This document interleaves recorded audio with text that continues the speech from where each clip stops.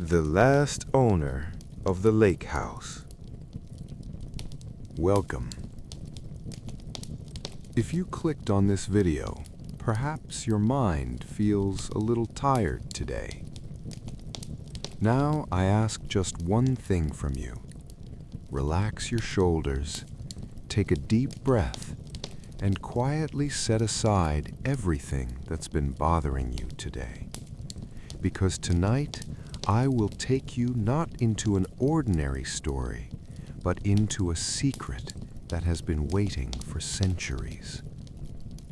Before you start listening, I'm curious, what time are you listening to this video? Just write the time in the comments. That will be enough. Thank you in advance. And now, if you feel ready, that night, the woman in the lake appeared again, but this time she was closer. It was the first week of November. On the shore of Loch Morar in northern Scotland stood a stone mansion. It had been there for centuries, built of granite, gray and silent. And in that mansion, a 70-year-old painter named Alexander MacLeod lived alone. Every evening, Alexander followed the same routine. 1 hour before sunset, he cleaned his brushes, covered his canvas, and then went to stand in front of the window in the great hall. He looked at the lake for hours without moving, because he knew the woman would come. She always did. That evening, the fog was thick. The waters of the lake were almost invisible. There was only a white veil, slowly moving, silently approaching. Alexander stood at the window, his hands clasped behind his back, his eyes searching the fog. And then he saw her, first a shadow, then a shape, then her. The woman was there, standing on the surface of the lake, as if she were walking. She was wearing a white dress.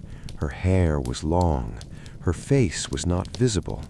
She was just standing there, not moving at all, simply being there. Alexander's breath fogged the glass. His heart beat slowly but strongly. His lips moved, but no sound came out. He just stared. He stared for a long time. The woman slowly turned. She looked toward Alexander. Her face was still indistinct, but Alexander could feel it, that gaze, that familiar, unforgettable gaze. "Catherine," he whispered, you came again." But the woman did not respond. She just stayed there for a few more seconds. Then she slowly moved backward, blended into the fog, and disappeared. Only the white mist remained. Alexander took a deep breath. He placed his hand against the glass. It was cold, icy. "One day," he said, "one day you will speak to me. I know it." But when would that day come? Alexander didn't know. Maybe tomorrow, maybe never. But he would wait, just as he always had. But behind these apparitions, a deeper secret lay. Alexander MacLeod had lived in this house for 50 years. In his youth, he had studied at the Scottish Academy of Art, become a famous painter, and his works had been exhibited in galleries. But 45 years ago, he had abandoned everything: the city, his career, his friends, and he had come to this lake house because Catherine was here, or at least her memory was here. Catherine was his wife, young, beautiful, cheerful. She was 30 years old when she married Alexander. She was not a painter, but she understood art, music, literature. They had bought this house together, repaired it together, and been happy together. But when summer came, Catherine had gone to the lake to swim, alone, early in the morning. Alexander was sleeping. Catherine had left a note, "Be back soon, don't worry." But she never came back. Search teams had looked for her for days. Divers had gone down into the lake. Boats had scanned every corner. But they had never found Catherine's body. The lake was very deep, with its deepest points reaching 300 meters, and there were said to be mysterious currents in the waters, underground caves. Catherine disappeared, and she was never found again. After that day, Alexander stopped speaking. He only continued to paint. But in his paintings, there was always the same thing: the lake, the fog, and a female figure, wearing a white dress, with long hair, her face indistinct. Critics said he was mad. Gallery owners rejected him. But Alexander didn't care, because he was painting those pictures for Catherine. And maybe, just maybe, her spirit would see them. Years passed. Alexander grew old. His hair turned white, his back bent. But every evening he stood at the same window, looked at the same lake, and waited for the same woman. And sometimes the woman came. He had first seen her 5 years later. That night, too, there was fog, just like tonight. The woman was standing on the surface of the lake, not moving at all. Alexander screamed and ran outside, but before he could reach her, the woman vanished. From that day on, he began to see her regularly, once a month, sometimes twice, always on foggy nights, always in the same place, and always silently. Alexander had tried to talk to her. He had shouted, called out, begged, but the woman never responded. She only stood there, sometimes turned, then disappeared. "I know who you are," Alexander would say. "You are Catherine, but why don't you speak to me? Why do you only stand there?" But no answer ever came. Only the sound of the wind, the lapping of the water, and deep, deep silence. Alexander went into the kitchen and lit the stove. He began to boil water to make tea. There was electricity, but he preferred the old ways: a gas stove, candlelight, wooden furniture. The house seemed frozen in time, stuck in the 1970s. When the tea was ready, he poured it into a glass and sat down at the table. He looked at the calendar on the wall. November 3rd, Catherine's birthday. She would have been 85 years old today, if she had lived. Alexander took a deep breath. "Happy birthday, Catherine," he whispered. "I hope you are happy wherever you are." As he drank his tea, a sound came from outside, soft, distant, familiar, the call of a swan. Alexander stood up and ran to the window. Outside, on the shore of the lake, a white swan was standing, alone, motionless, looking at him. Alexander frowned. "Strange," he murmured. "Swans don't come here in this season." But the swan was there, and it stood as if it were trying to tell him something. Alexander walked to the door, opened it, and stepped outside. The cold air struck his face. His breath turned to vapor. He walked slowly toward the swan. "Hello, little friend," he said softly. "You must be lost. You should return to your family."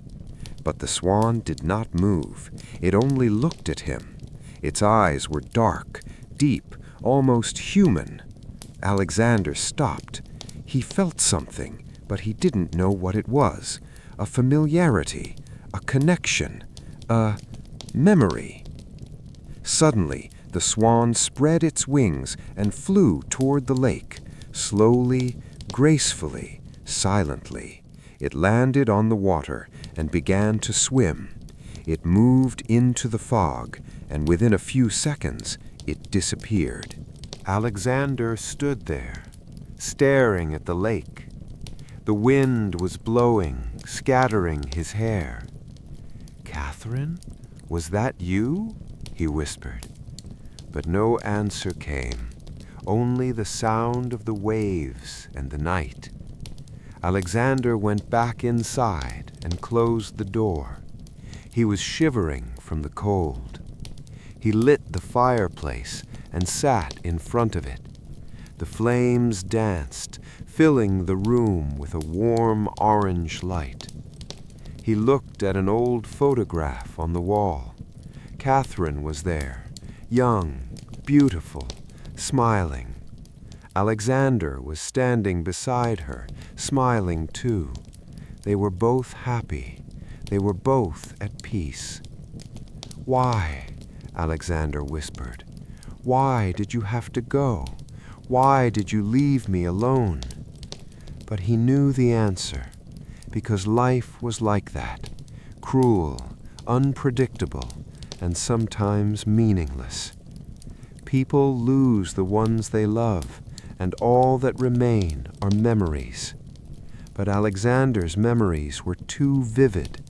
Sometimes he could hear Catherine, her voice, her laughter, her footsteps. Sometimes he could smell her scent, a mixture of lavender and sea salt. Sometimes he could touch her in his dreams, half asleep. And sometimes he could see her in the waters of the lake, among the mists, somewhere between reality and imagination. Alexander closed his eyes. He was tired, very tired. His hands were trembling. Maybe it was time to rest now. Maybe it was time to be reunited with Catherine. But no, not yet, because there was still so much he needed to tell her, so much he needed to apologize for. And maybe, just maybe, Catherine had something to tell him, too. When the sun rose the next morning, Alexander had made a decision. He went to the studio, a large, bright room filled with natural light coming from the ceiling. Dozens of paintings hung on the walls, all with the same theme: the lake, the fog, the woman. Alexander looked at each one, examined them carefully. "Not good enough," he said to himself. "None of them are good enough." He took a new canvas, placed it on the easel, prepared his palette, and he began to paint. But this time he would do something different. This time he would paint not only what he saw, but what he felt. His brush danced across the canvas, blue, gray, white, dark tones, light tones, shadows and glimmers. The lake formed, the fog formed, and then she formed, the woman. But this time her face was clearer. This time her eyes were visible. Catherine's eyes. Alexander worked for hours. Noon came, afternoon passed, evening arrived, but he did not stop, because he knew this would be his final work, his masterpiece, his farewell. As the sun was setting, he made the final brushstroke. He stepped back and looked at his painting, and tears came, because there on the canvas was Catherine, the real Catherine. She was smiling, looking with love, as if she were saying, "Don't worry, I'm here." Alexander fell to his knees. He did not cry. He simply sat, looked, and remembered.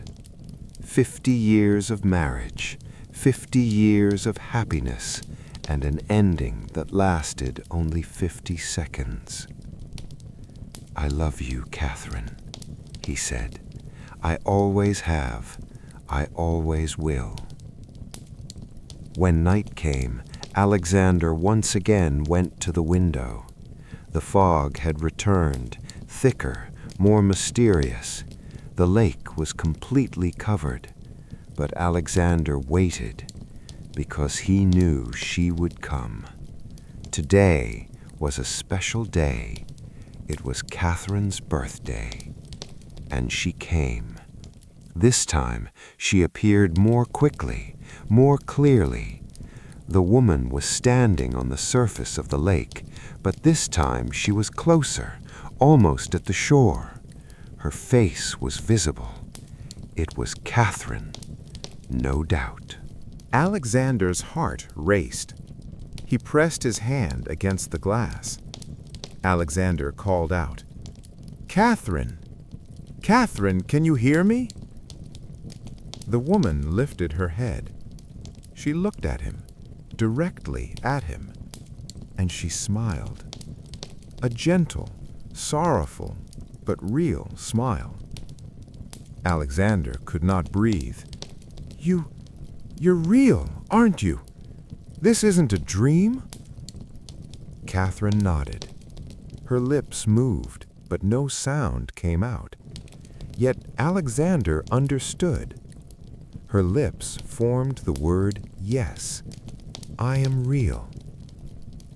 Alexander could not hold back his tears. "I'm sorry. I should have woken up that morning. I should have gone with you. I should have protected you." Catherine shook her head. Her lips moved again. "No, it's not your fault."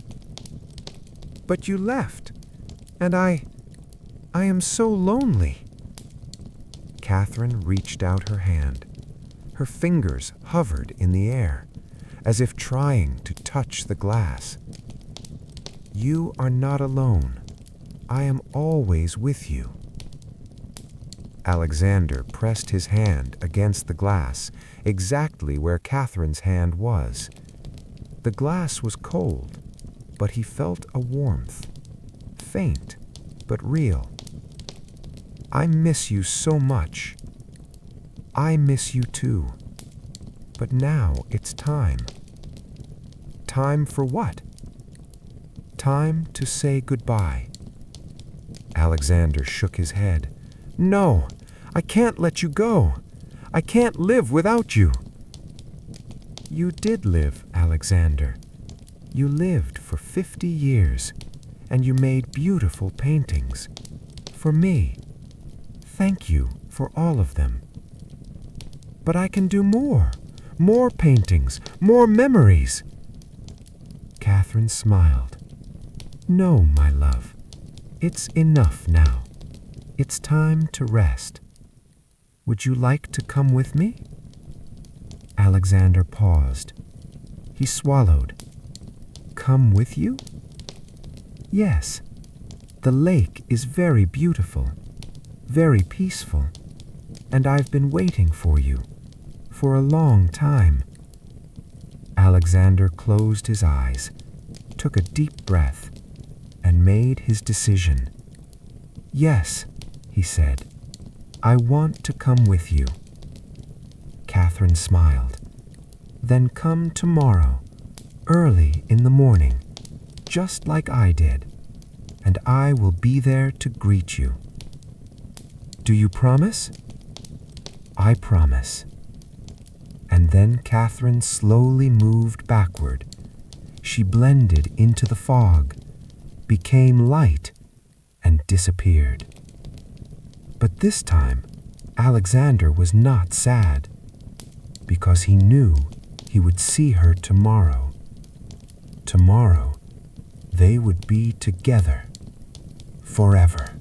When morning came, Alexander was ready. The sun had not yet risen.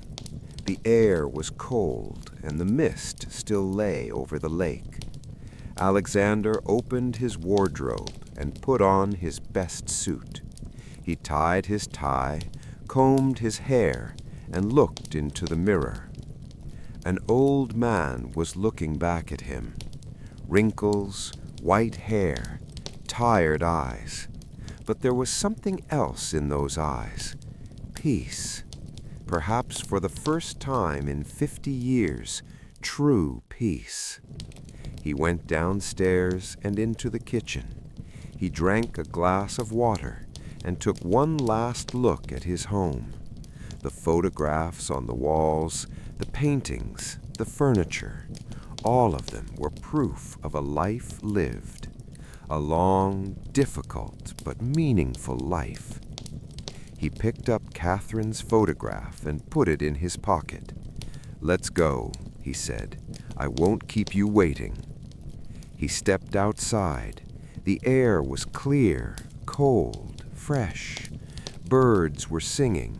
Trees were gently swaying. Alexander walked toward the shore of the lake, step by step, slow but determined.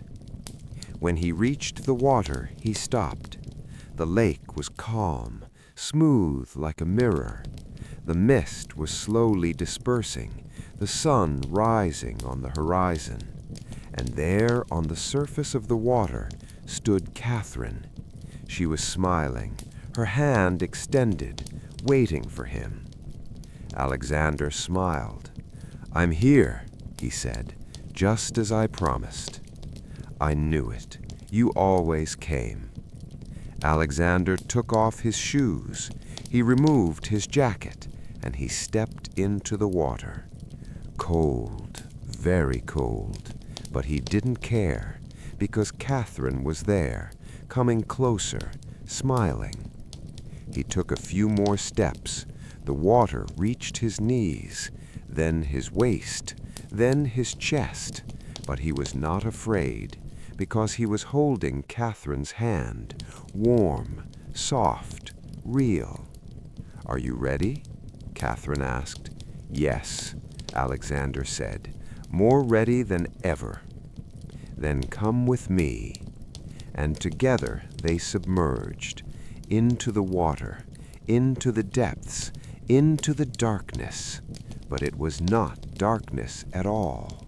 It was light, blue, bright, endless light, and within that light was Catherine, young and beautiful, just like in the old days. And Alexander was young as well. His back was straight, his hair had darkened, his hands no longer trembled. He was 25 years old, just like the day they were married. "Welcome," Catherine said. "I kept you waiting so long." "It was worth it," Alexander said. "You were worth waiting for." And they kissed, a long, deep, endless kiss, and all around them was the lake, but it was not cold. It was warm, peaceful, like home. In the afternoon, the postman came to the mansion. He knocked on the door, once, twice, 3 times. There was no answer. Strange. Alexander was always home. The postman looked around and tried the door. It wasn't locked. He went inside. "Mr. MacLeod," he called out, "you have mail." There was no response. The postman walked further inside, into the living room. Everything looked normal, but there was silence, deep silence. He checked the kitchen, empty.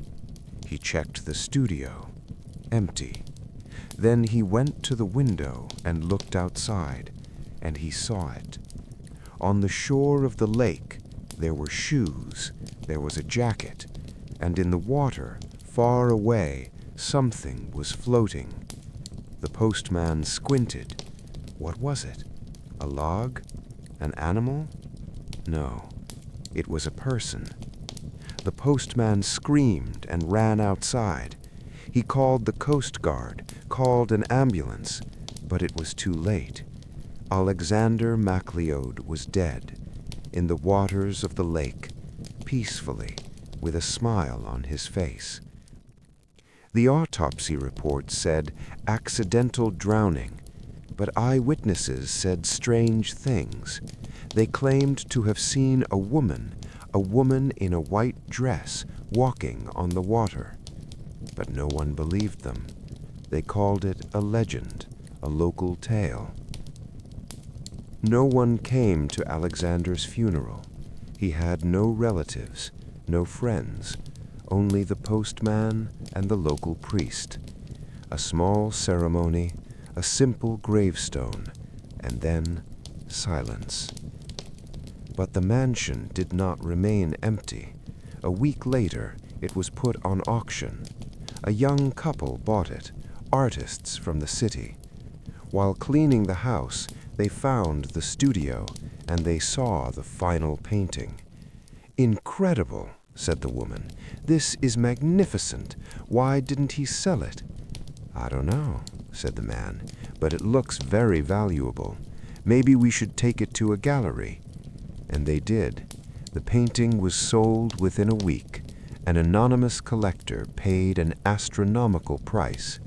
And now the painting hangs in the Scottish National Gallery under the title "The Last Owner of the Lake House, A Farewell to Catherine." People come every day to see it. Some cry, some smile, some simply stare. But everyone feels the same thing: love, pure, unconditional, endless love. And sometimes, very rarely, the gallery staff see something strange. Two figures standing in front of the painting, an old man and a woman in a white dress, holding hands, smiling, together, and then they vanish without blinking. "You're imagining things," they say to each other, "just a trick of the light." But they know, everyone knows, Alexander and Catherine are still here, still together, still in love. And the lake house now lives on with its new owners.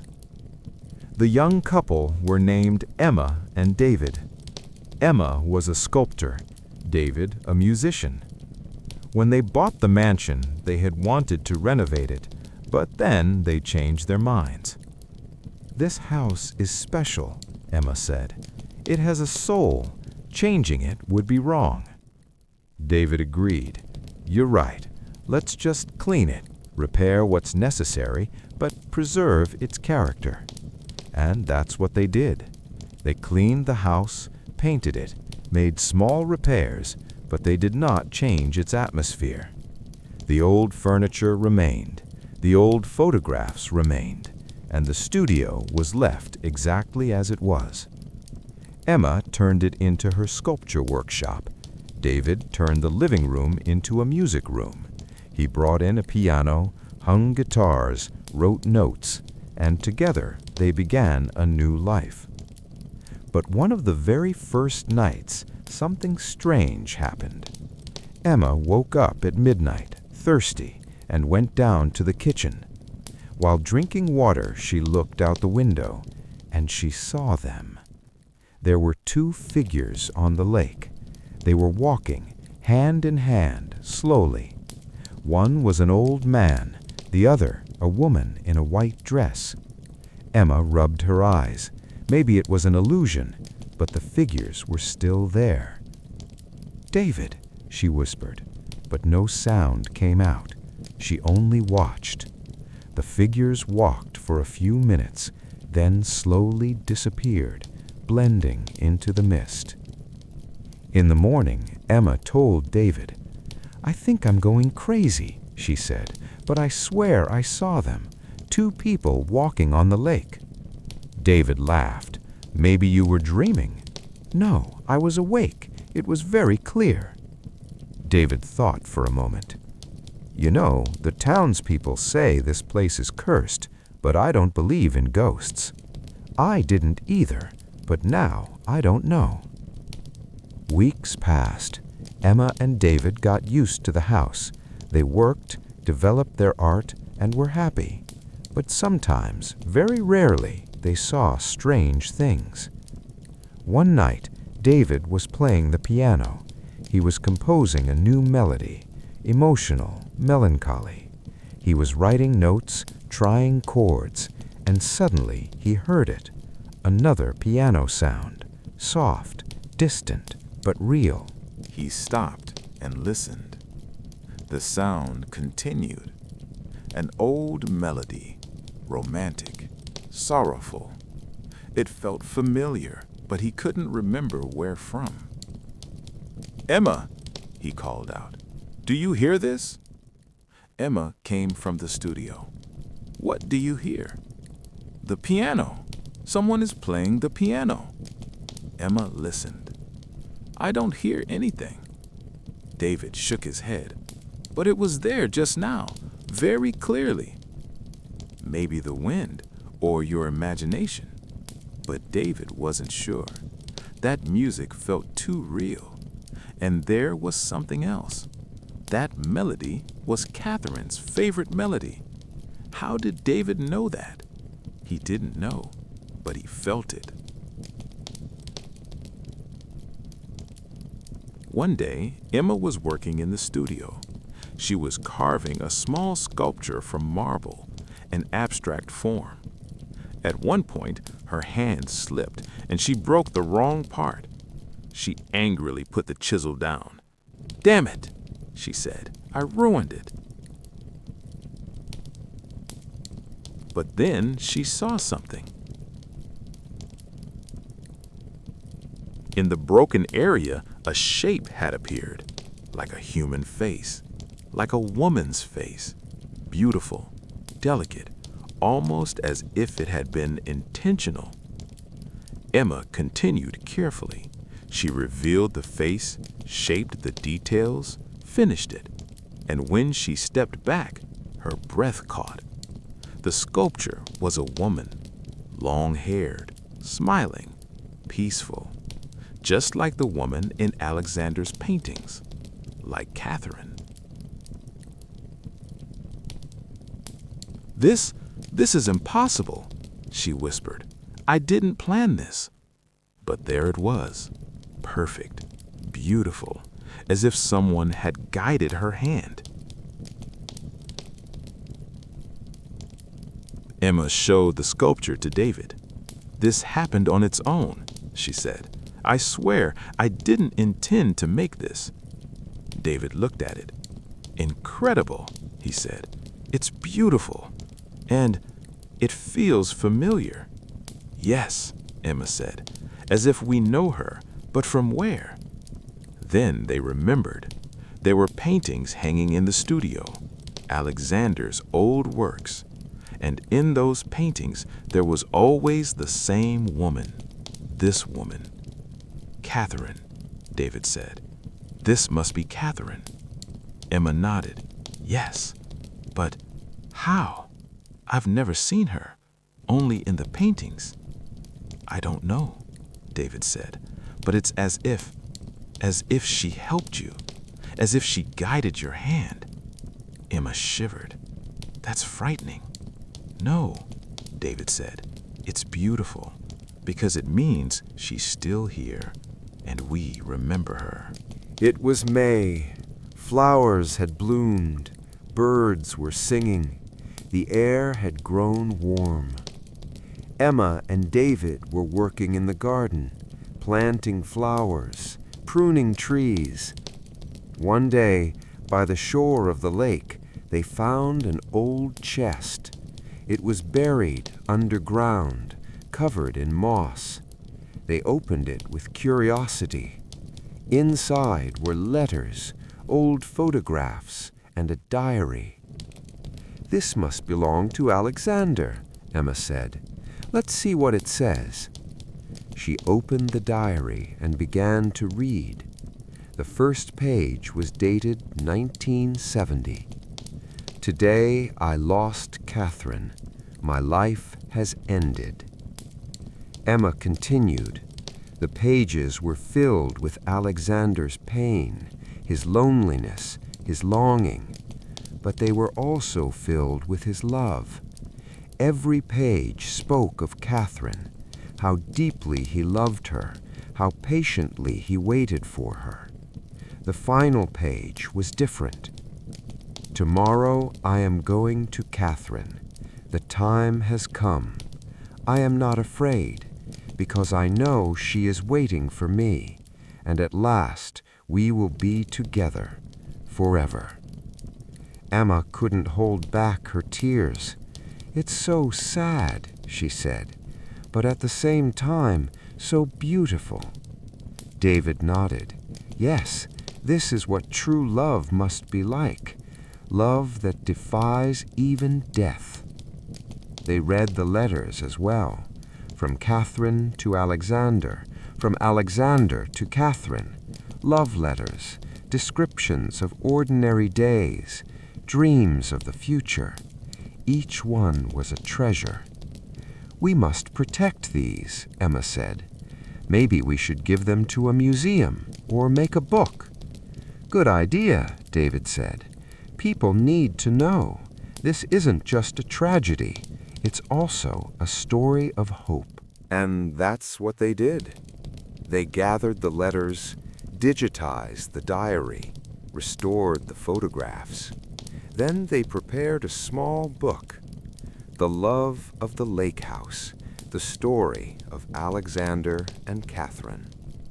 The book was published by a local publisher. The first edition sold out quickly, then a second, a third. People loved the story. They loved Alexander and Catherine. The mansion became a place of visits. People came, saw the house, looked out at the lake. Some left flowers, some lit candles, some simply prayed. Emma and David guided them. They told the story, showed the letters, exhibited Alexander's paintings, and everyone felt the same thing, deep, profound love. One day, an elderly woman arrived. She was in her 80s, white-haired, gentle. "I'm Catherine's cousin," she said. "I missed her so much." Emma embraced her. "Please, there's something I want to show you." She showed her Catherine's sculpture. The woman's eyes filled with tears. This is her, exactly her. How did you make this?" "I don't know. It's as if she made it herself," Emma said. The woman gently touched the sculpture. "Catherine was always like this, beautiful, kind, full of love. Alexander was lucky, and she was lucky too. They loved each other very much," David said. "Yes," said the woman, "and they still do. I know it, because sometimes I see them in my dreams, together, happy, forever." Epilogue. The lake remembers. And the lake. The lake remembered everything. Winters passed, ice melted away. Summers came, and the morning mist rose slowly from the water. The manor grew old, but it never lost its silence. The walls still held whispers. The fireplace still warmed the past. One morning, at sunrise, Emma stood by the lake. The surface of the water was smooth like glass. For a brief moment, she thought she saw two shadows moving closer to one another, a man and a woman, standing side by side. She didn't speak. She didn't need to. Some truths do not ask for words. Years went on. Emma and David grew old.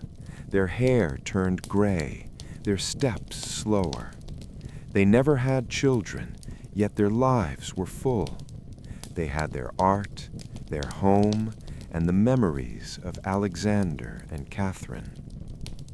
Every year, on November 3rd, Catherine's birthday, they held a small ceremony. They lit candles by the lake, played soft music, and sat together in silence. And sometimes, very rarely, they saw them. Two figures on the water, hand in hand, smiling. "They're still here," Emma would whisper. "Yes," David would reply, "they always will be." One winter night, snow falling gently, David played the piano. He played Catherine's favorite melody, and suddenly warmth filled the room, as if someone had entered, as if someone was listening. David didn't stop playing. He only smiled and continued, because he knew. When the melody ended, David stood and walked to the window. Outside, snow covered the lake in white. Everything was quiet, but it was a peaceful silence, a beautiful one. "Thank you," he whispered, "for giving us this home, for sharing your story with us. We will never forget you." And the wind answered, soft, gentle, familiar, as if it said, "You're welcome. You are our family, too." 10 years later, Emma and David made a decision. They were now 60 years old. Their health was good, but their energy had diminished, and it was time to return to the city. "Do we have to sell the house?" Emma asked. "No," David said, "but maybe we can entrust it to someone, to the right people." They placed an advertisement, a historic private mansion only for lovers of art. Dozens of applications arrived, but Emma and David were careful. They examined each one, conducted interviews, and made their choice. In the end, they met a young painter. His name was Thomas, 28, Irish. "I love this house," he said. "I feel Alexander's spirit here, and Catherine's. I want to honor them." Emma and David knew he was the right person. They gave the house to Thomas at a fair price, but with one condition. Keep Alexander and Catherine's memory alive. Tell their story, and never sell this house. Thomas promised. "I promise. This house is a sanctuary, and I am only its guardian." Emma and David returned to the city, but every year they came back on November 3rd for the ceremony, and Thomas welcomed them, served tea, and they shared stories together. Thomas restored the studio. He displayed all of Alexander's paintings, framed the letters, and placed the diary in a glass case, and visitors continued to come. One day, Thomas painted a new painting, the lake, the mist, and two figures. But this time, it wasn't just a woman. There was a man as well, old but smiling, hand in hand. "This is Alexander and Catherine," he told the visitors, "together forever, because true love never dies." People listened, cried, and found hope. And some asked, "Have you ever seen them?" Thomas smiled. "I see them every night, in my dreams, in my thoughts, in my heart. They are here. They are always here." And finally, years later, the lake house became a museum. The National Trust of Scotland purchased the house. It was officially turned into a museum, the Alexander MacLeod and Catherine Museum. Thomas remained as director for life. Every year, the museum welcomed thousands of visitors. Students came, artists came, couples came. Everyone came for the same reason, to witness proof of love. Alexander's final painting was the most valuable piece. Its insurance value was millions of pounds. But Thomas never sold it. "This cannot be measured in money," he would say. "This is a soul." In the museum garden, a statue of Catherine was erected. The statue Emma had created, marble, beautiful. People stood before it, took photographs, and paid their respects in silence. And by the lake shore there stood a small memorial stone. Alexander MacLeod, 1905 to 1975, and Catherine MacLeod, 1910 to 1970. They lived together. They died apart, but they were never separated. Love is immortal. And one day, many long years later, Thomas grew old. He turned 90. He could no longer serve as director, but he still came to the museum, still told the story to visitors. One winter evening, as snow was falling, Thomas sat alone by the lake shore. He was not cold, he was not tired, he was simply at peace. And then he saw them, Alexander and Catherine, together, hand in hand, walking toward him.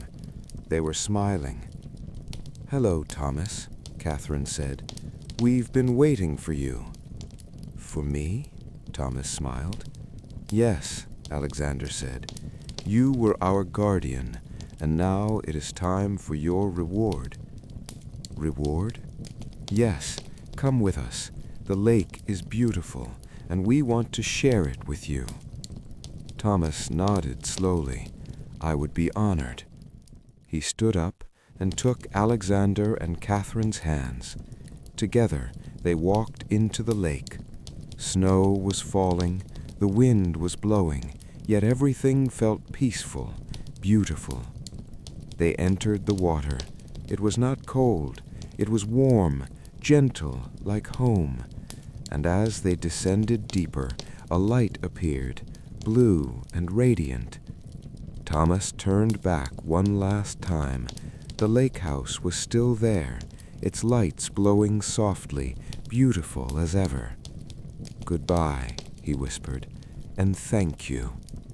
Then he turned and followed Catherine and Alexander, together, forever. The next morning, Thomas's body was found by the lake shore.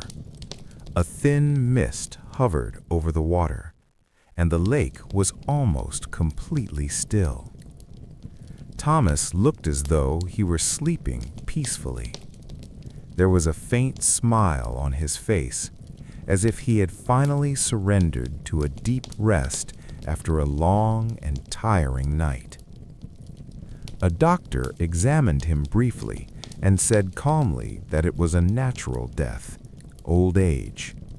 His words made sense. But everyone who knew the lake house, the museum, and Thomas knew the truth. Thomas O'Connor was no longer alone. He had joined Alexander and Catherine.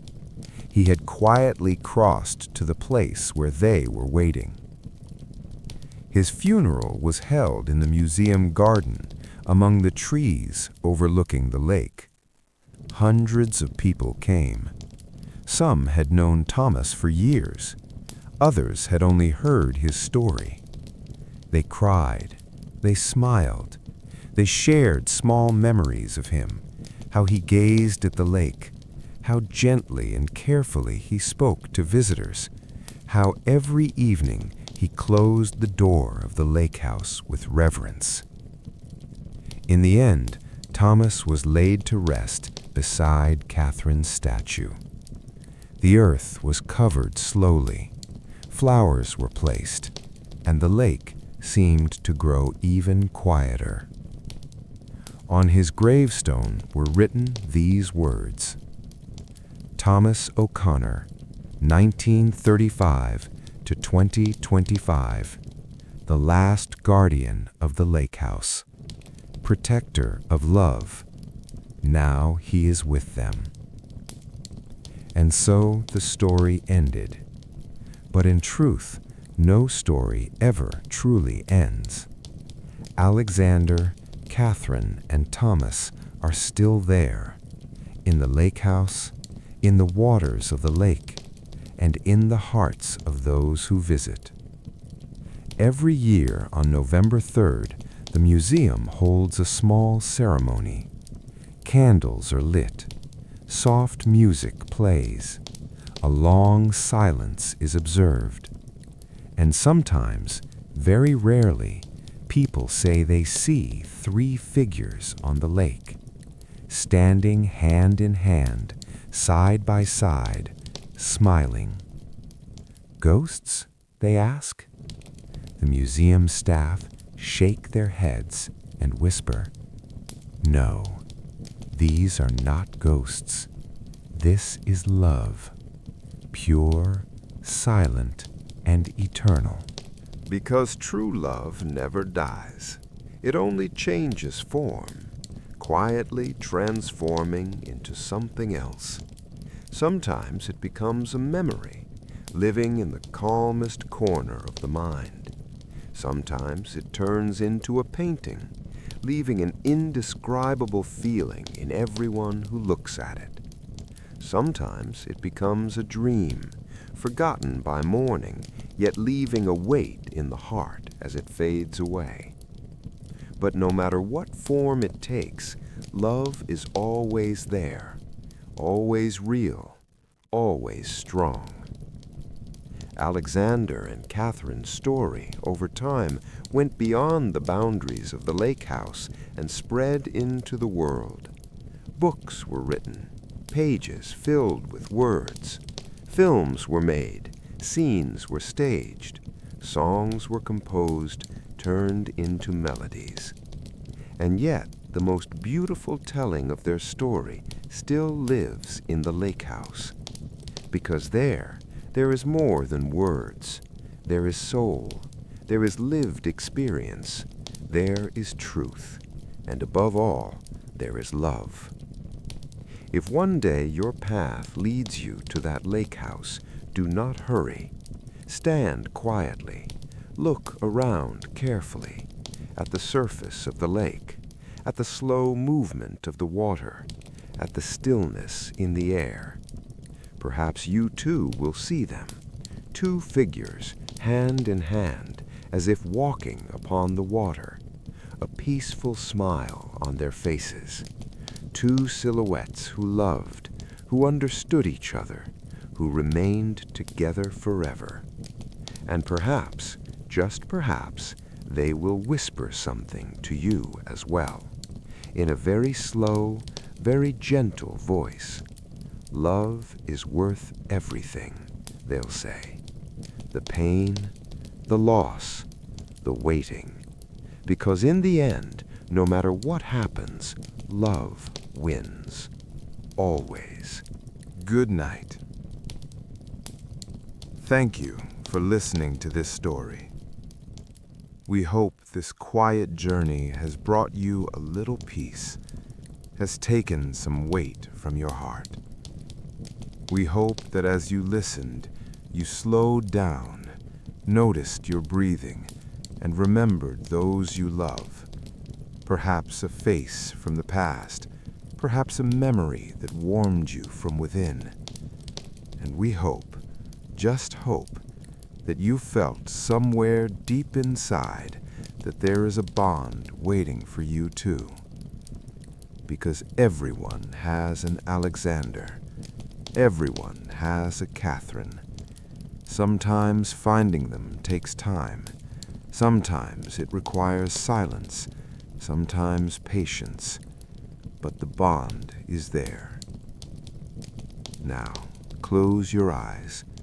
Gently let go of your thoughts and allow the story to hold you where you are. You no longer need to think. You no longer need to wait. Just rest. Good night, sweet dreams, and always remember, love never dies.